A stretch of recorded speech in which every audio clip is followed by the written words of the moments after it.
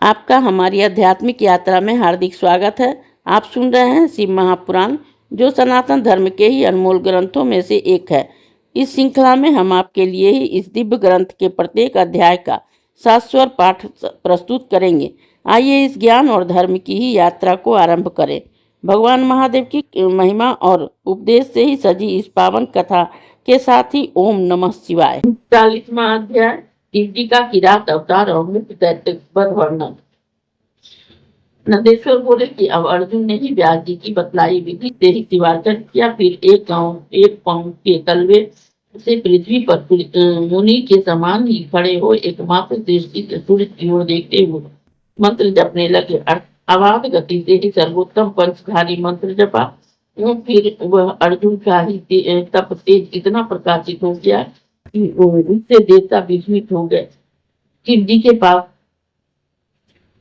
पहुंचे। वहां पहुंच देवताओं ने कहा कि हे सर्वेश, एक मनुष्य ने आपके लिए ऐसा तप किया है, वह जो चाहता है उसको क्यों नहीं दे देते। ऐसा कहकर इस देवता शिव जी के चरणों में ध्यान लगा वहां समाधिष्ट हो गए और अनेक प्रकार से उनकी स्तुति की। तब प्रसन्नात्मा शिव जी ने हंसते हुए उनसे कहा कि अब तुम लोग अपने स्थान को चले जाओ। इसी समय ही दुष्ट दुर्योधन का ही भेजा हुआ मुक नामक दैत्य शूकर का वेश धारण कर वहां आया, जिसे कपटी दुर्योधन ने अर्जुन के पास भेजा था। वह अपने वेग से ही पार्वती को तोड़ता, अनेक वृक्षों को उखाड़ता हुआ, अनेक प्रकार के शब्द बोलता हुआ बड़े वेग से चला। उसे देख शिव जी के चरणों में ही मन लगाए अर्जुन विचार करने लगे कि यह क्रूर कर्म करने वाला कौन है और कहाँ से आता है। कहाँ यह दुर्योधन का हितकारी सखा तो नहीं है, जिसे देखते पर ही मन व्याकुल हो वही शत्रु है। आचरण ही कुल को कहता है, शरीर भोजन को कहता है, वचन शास्त्र कहता है, नेत्र स्नेह को कहते हैं। और इस प्रकार से और भी मन ही मन कई विचार निश्चल ही अर्जुन ने वहीं पर बैठे बैठे उस पर बाण चला दिया। इसी समय ही अर्जुन की रक्षा और उसकी भक्ति से परीक्षा करने के लिए ही भक्त वत्सल शिव जी अपने गणों सहित वहां आ पहुंचे। वह कच्छ बांधे हुए थे और शिव की ध्वजा वाली उनकी शरीर में ही श्वेत रेखा पड़ी हुई थी और वे स्वयं धनुष बाण धारण किए पीठ पर रेखा पड़ी हुई थी। वे स्वयं धनुष बाण धारण किए पीठ पर बाणों की तरकस बांधे गणों सहित ही भीलों के राजा बने हुए थे। ऐसे स्वरूप से ही वे भीलों का शब्द करते हुए चले और कुकर के भी शब्द कर रहा था, जिसका शब्द भी दिशाओं में फैल गया था।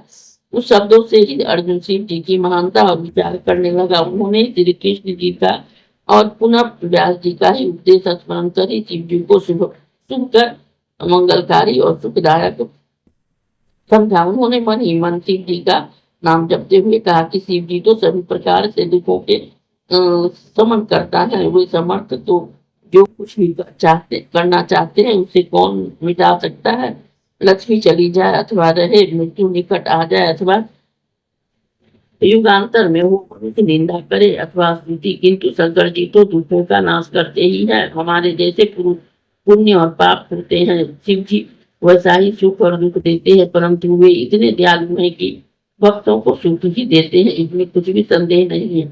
जैसे शुद्ध किया हुआ स्वर्ण सुवर्ण शुद्धि को प्राप्त करता है, वैसे ही शिव जी परीक्षा के भक्त को शुद्ध करते हैं। और पूर्व मुनियों का यह कथन है कि इस कारण ही मैं उन्हीं से के भजन में सुख पाऊंगा। ऐसा विचार कर जब अर्जुन ने अपने धनुष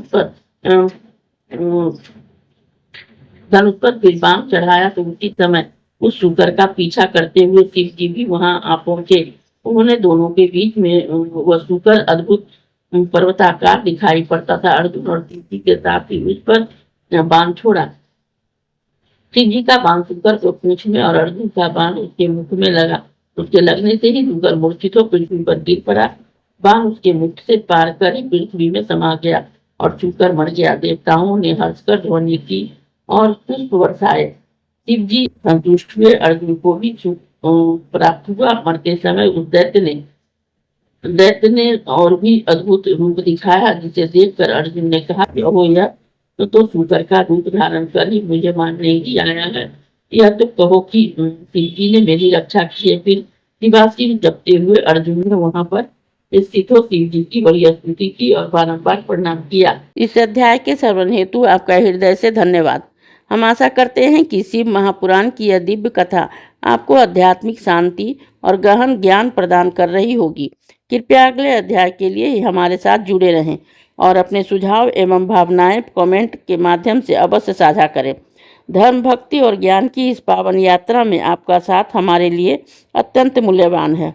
ओम नमः शिवाय। यदि यह प्रस्तुति आपको पसंद आई हो, लाइक करें, कमेंट करें, सब्सक्राइब जरूर करें, बेल आइकॉन दबाना ना भूलें ताकि अगला अध्याय आपसे छूटे नहीं। और इस पावन ज्ञान को ही शेयर करें अपने परिवार और मित्रों तक।